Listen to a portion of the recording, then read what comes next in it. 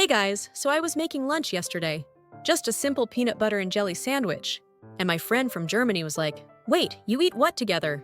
And it got me thinking, how did this weird combo of nuts and fruit become America's most iconic sandwich? Like, we're talking about a sandwich that literally adds 33 minutes to your life according to actual medical studies. Stay with me, because what I found out about this humble sandwich is going to blow your mind. We're diving deep into the peanut butter and jelly universe today. I'm going to tell you how a 1901 fancy tea sandwich became the ultimate comfort food, why Americans eat almost 3,000 of these in their lifetime, and how this simple creation is secretly evolving into something completely different. Plus, I've got some wild statistics that'll make you see your childhood lunch in a whole new way. Okay, so picture this. It's 1901, and someone writes the first recorded mention of a peanut butter and jelly sandwich. But get this, it was suggested as a sophisticated tea sandwich. For fancy adults, I know, right? Can you imagine serving peanut butter and jelly at your next dinner party? Oh yes, this is our artisanal legume and fruit preserve creation. But here's where it gets really interesting. The sandwich didn't take off until mass production hit. Before that, making peanut butter was this super labor-intensive process. But when companies figured out how to mass produce it, suddenly, everyone could afford it. Then came the Great Depression. And this is where our peanut butter and jelly really found its calling. Think about it. You've got protein from the peanut butter, carbs from the bread, and quick energy from the jelly. Plus, all these ingredients had amazing shelf lives when money was tight, and fresh food was expensive. It was literally a lifesaver sandwich. And here's the kicker. When American soldiers went to World War II, guess what they packed? Yep, PB&Js.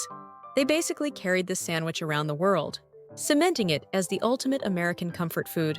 Now, this is where it gets really fun, because I found this University of Michigan study that made my jaw drop. Are you ready for this?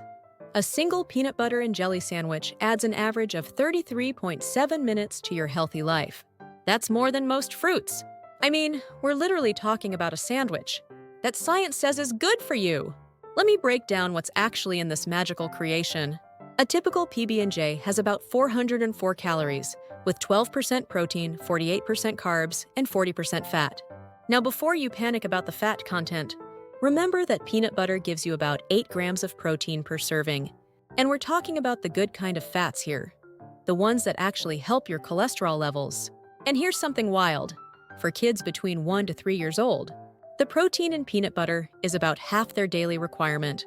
So when your mom packed you peanut butter and jelly sandwich for lunch, she was basically giving you a nutritional powerhouse disguised as kid food. Okay, so how obsessed are we with this sandwich? The statistics are absolutely insane.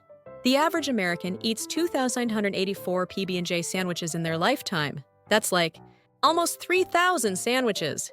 If you ate one every single day, that would last you over 8 years. But here's where it gets interesting when we look at who is eating these sandwiches. Age-wise, it's exactly what you'd expect. Kids and teens are the biggest consumers. Peak consumption hits between ages 5 to 17, which makes total sense.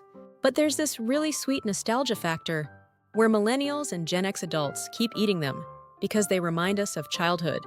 Gender patterns are pretty equal in childhood, but adult men tend to stick with peanut butter and jellies longer into their 30s and 40s. I asked my guy friends about this, and they're like, it's quick, it's filling, and it tastes like being 8 years old again. Fair point. Now globally, this is where it gets really interesting for my international viewers. The PB&J is so uniquely American that most Europeans think we're absolutely crazy. My friend from France literally said, "You put what on the same bread?" In most countries, they'll eat peanut butter or jam, but the combination seems totally foreign. It's like how we Americans think Vegemite is weird. It's all about what you grow up with. But even within America, we don't all eat our PB&Js the same way. And this blew my mind when I researched it. Down south, they're all about that comfort food life. They'll use regional jellies like muscadine or peach preserves. I had a friend from Georgia make me one with peach preserves. And I'm not even kidding. It was life-changing. The Midwest treats peanut butter and jelly like practical fuel. It's quick, it's filling, it gets the job done. Very no-nonsense approach. But coastal areas? Oh, we get fancy. Artisanal nut butters, exotic fruit spreads, probably some kind of organic, locally sourced, small batch something. Because of course we do. And there's this whole rural versus urban divide too. Rural communities stick with the classic formula because it works. It's wholesome, reliable, and affordable. Urban areas are out here experimenting with almond butter and sugar-free jellies because we're extra like that. Now here's where things get really exciting. The PB&J is not staying the same. It's evolving, and some of these trends are wild. Health-conscious parents are switching to natural peanut butters with no added sugars. Organic fruit spreads and whole grain breads. Makes sense, right?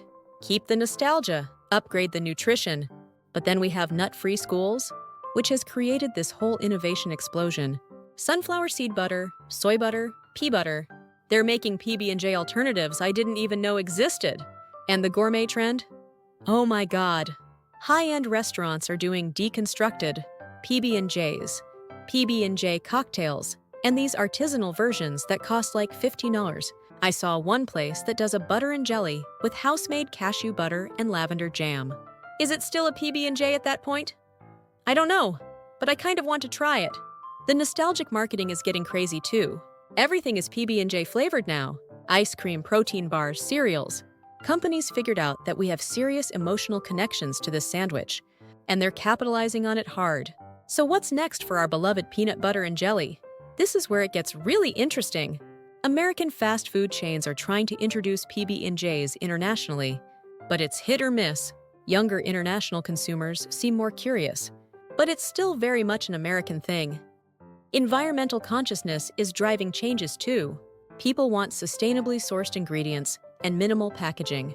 Some brands are experimenting with plant-based, protein-enhanced versions, targeting health-conscious adults. And here's something fascinating. The role is shifting. Gen Z and Gen Alpha aren't eating as many traditional PB&Js as we did, but they're getting the flavors in new formats. PB&J smoothies, energy balls, protein bars that taste like PB&J. The format is changing, but that core flavor combination, still irresistible. You know what's beautiful about all this research? The peanut butter and jelly isn't just a sandwich. It's this thread that connects us to our childhoods, to simpler times, to the idea that sometimes the most basic things bring the most joy. Whether you're team smooth or team crunchy, whether you cut your crusts off or leave them on, whether you go grape or strawberry, you're part of this massive, weird, wonderful American tradition that somehow adds actual minutes to your life. So here's what I want to know. Drop a comment and tell me your peanut butter and jelly story. Are you a purist? Or do you get creative? Have you tried any of these fancy variations? And my international viewers, have you ever tried a PB&J? What did you think? Next week, I'm diving into what actually happens to your body when you eat a PB&J, and trust me, there's some surprising science there. And the week after that, we're talking about the healthiest ways to make your PB&J even better, plus some amazing alternatives that'll blow your mind. Don't forget to hit that subscribe button if you loved learning about the secret life of sandwiches, and ring that notification bell, because I'm planning a whole series on iconic American foods that rule the world. Trust me, you don't want to miss what's coming next. See you guys next week, and remember, life's too short for boring sandwiches.